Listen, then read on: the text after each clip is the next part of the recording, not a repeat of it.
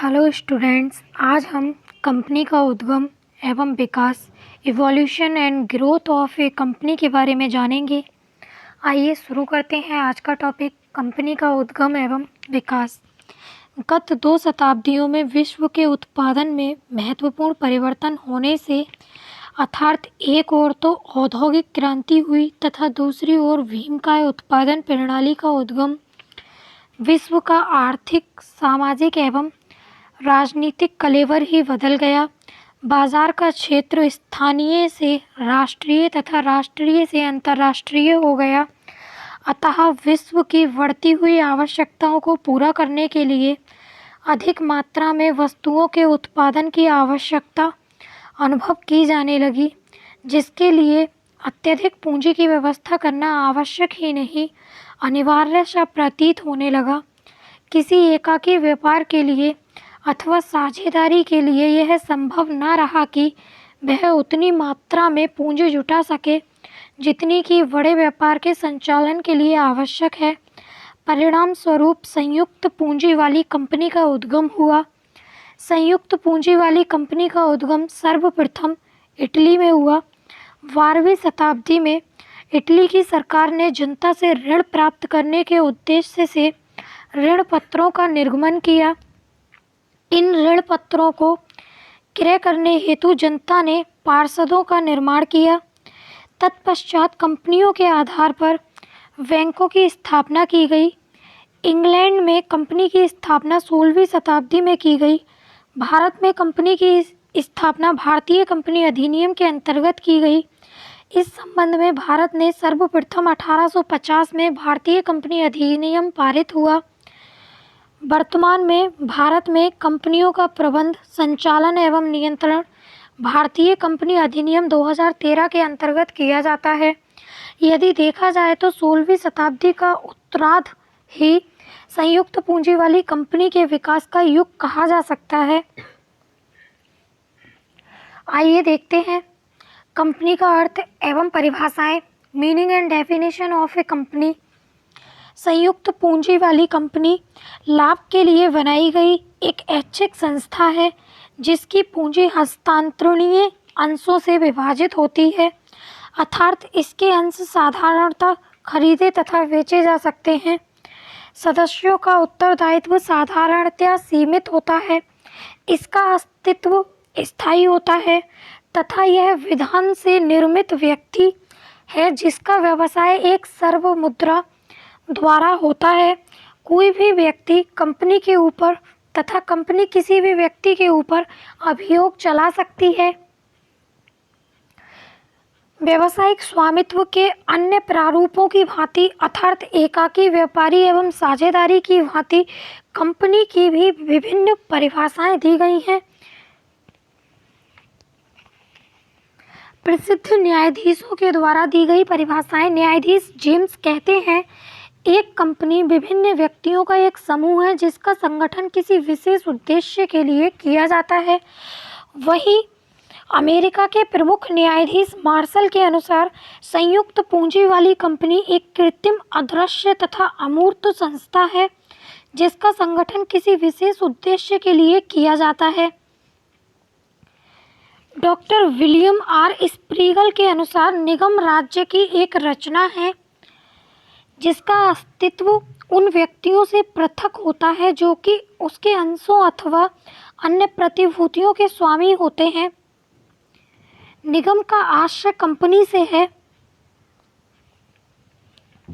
Professor हैने के अनुसार कंपनी विधान द्वारा निर्मित एवं कृत्रिम व्यक्ति है जिसका उसके सदस्यों से पृथक स्थायी अस्तित्व होता है और जिसके पास सार्वमुद्रा यानी सील होती है।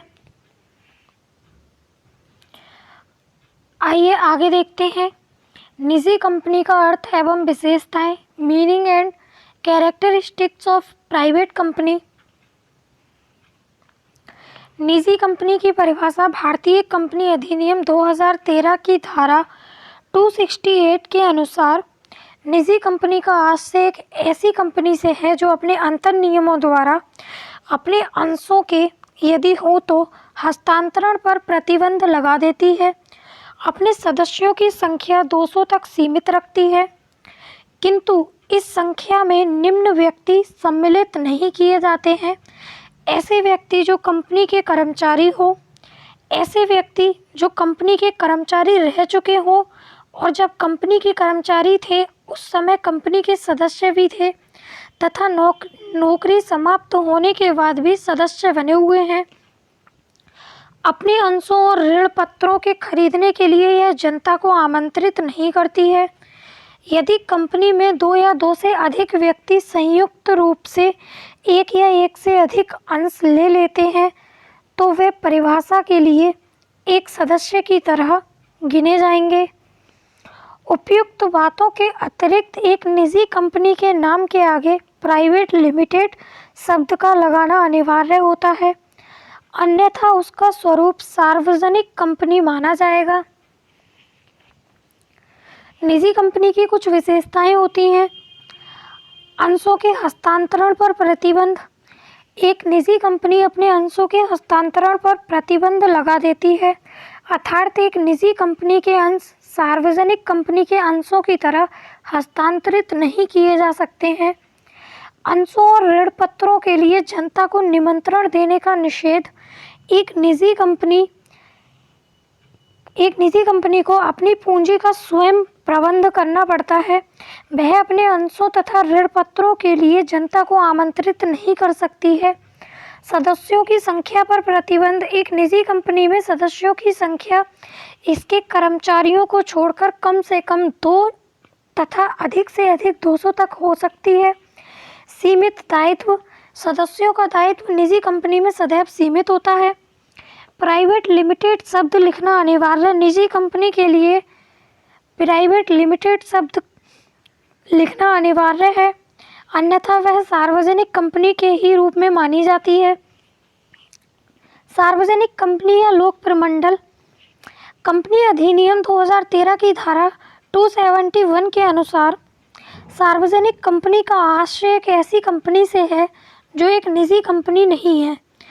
ऊपर दी गई वैधानिक परिभाषा सार्वजनिक कंपनी का अर्थ पूर्णतः स्पष्ट नहीं करती, अर्थात विस्तृत शब्दों में सार्वजनिक कंपनी वह है जिसके अंशों का हस्तांतरण स्वतंत्रता पूर्वक किया जा सकता है, जिसके अंशधारियों की संख्या कम से कम 7 तथा अधिक से अधिक निर्गमित किए गए एवं प्रार्थित अंशों के बराबर हो सकती है, जो जनता को अंश और ऋण पत्रों के खरीदने के लिए आमंत्रित करती है।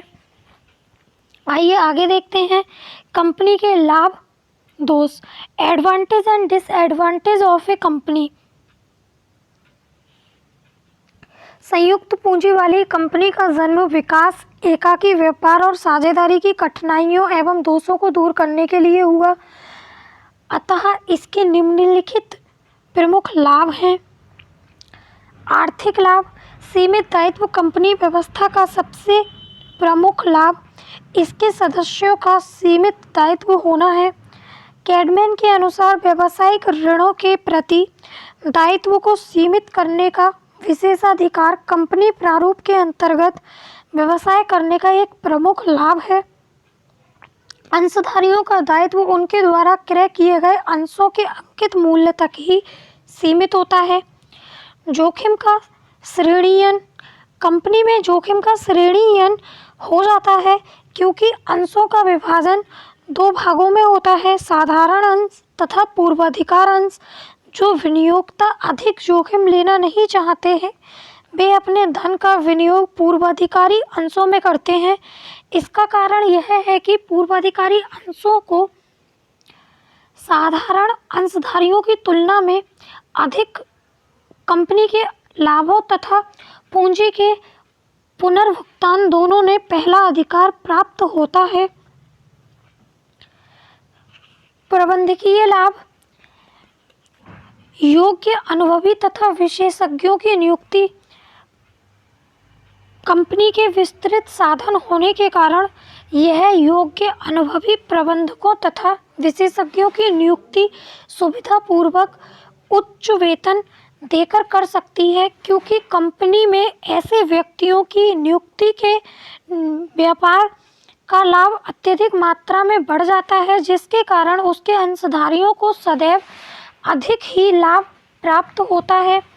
साधारण व्यापार में ऐसा करना कठिन होता है। इससे प्रबंधकीय कुशलता में वृद्धि होती है। आकार संबंधी लाभ।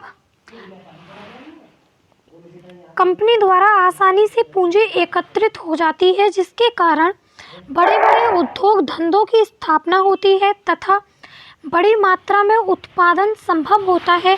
यदि ये कंपनियां नहीं होती तो आज करोड़ों रुपए की पूंजी वाले कारखाने विश्व में दिखाई नहीं देते। यही नहीं, बड़ी मात्रा में उत्पादन होने से समाज को अनेक लाभ होते हैं, जैसे उत्पादन की लागत कम हो जाती है, कई लोगों को रोजगार मिलता है, माल सस्ता बिकता है, सरकार को करों के रूप में करोड़ों रुपए की आय होती है तथा जनता का जीवन स्तर ऊंचा उठने लगता है।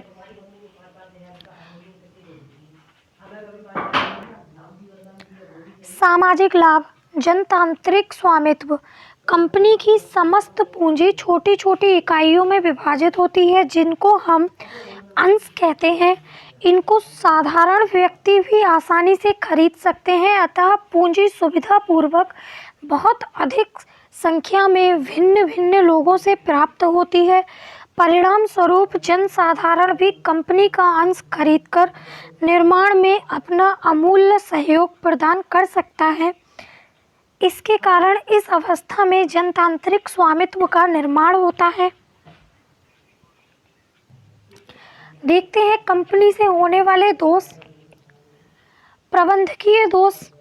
इसमें प्रवर्तकों द्वारा कपट किया जाता है, अनुत्तरदायी प्रबंध होते हैं, गोपनीयता का अभाव होता है, निर्माण प्रक्रिया में जटिलताएं होती हैं, शीघ्र निर्णय लेने का अभाव पाया जाता है, अत्यधिक वैधानिक हस्तक्षेप पाए जाते हैं। सामाजिक दोष। इसमें एक व्यक्ति वाली कंपनी के दोष होते हैं। कभी कभी एक व्यक्ति भी सीमित दायित्व का लाभ उठाकर कंपनी के रूप में व्यापार आरंभ कर देता है। एक सार्वजनिक कंपनी का निर्माण 7 व्यक्तियों द्वारा तथा निजी कंपनी का निर्माण केवल 2 ही व्यक्तियों द्वारा किया जा सकता है। ऐसी दशा में कोई भी एक व्यक्ति जो स्वामी के रूप में कार्य करता है, अन्य सदस्यों को नामजद करके कंपनी की स्थापना करने में समर्थ हो जाता है। वही व्यक्ति आवश्यक पूंजी तथा अन्य साधनों को इकट्ठा करके कंपनी का संचालन करने में सफल हो जाता है। शेष अंशधारियों तो उसके द्वारा मनोनीत होने के कारण केवल नाम मात्र के ही रह जाते हैं। व्यावसायिक संयोगों का जन्म। कई कंपनियां परस्पर मिलकर व्यावसायिक प्रतिस्पर्धा को समाप्त करने एवं एकाधिकार स्थापित करने के लिए व्यावसायिक संयोगों को जन्म देती हैं, जिसके कारण उपभोक्ताओं का शोषण होता है।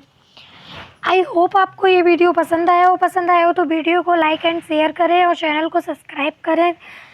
Thanks for watching this video.